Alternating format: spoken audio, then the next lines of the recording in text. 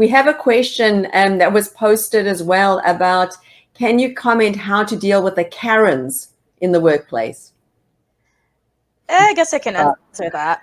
I have so much I wish I knew. I wish, just like what Paul said, I wish there was a handbook regarding, because if there's one thing I wish I knew before I come to the US, you know that saying where they say nurses eat their young? It's very true here where I am. Nurses really eat their young. I mean, yes, we've had mean seniors in the Philippines. That's nothing. And I was thrown to a psych unit. I hated psych. I hated psych. I might have had good grades in psych. I hated psych. And I have had to do a lot of things that, you know, it's like, maybe I'm just desensitized to it now. And looking back, I can now laugh at it. But while I was going through it, it was really hell. I've had to deal, because I was bullied while I was in that psych unit. I was bullied. I was never made to feel welcome until a year later. And it wasn't just me. It's a race thing in a way, because a lot of our Caucasian coworkers were very unwelcoming to our African coworkers. And we're only 2 Filipino nurses in the building.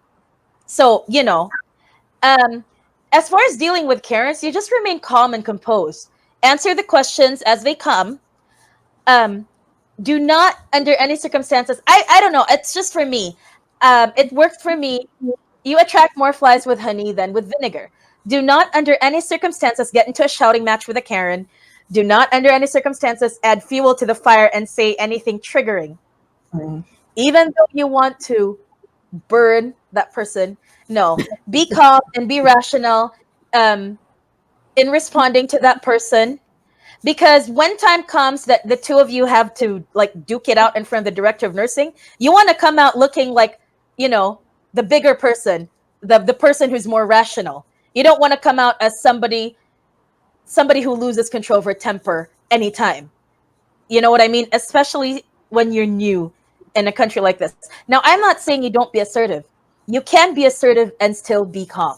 You don't need to raise your voice. You don't need to make any mean gestures. You can be assertive. You can get your point across while being diplomatic.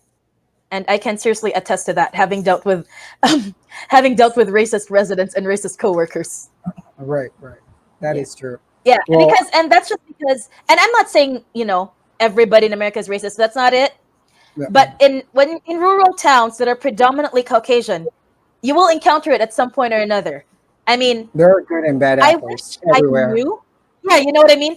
I wished I knew before I came to the US, like how to handle them in a way.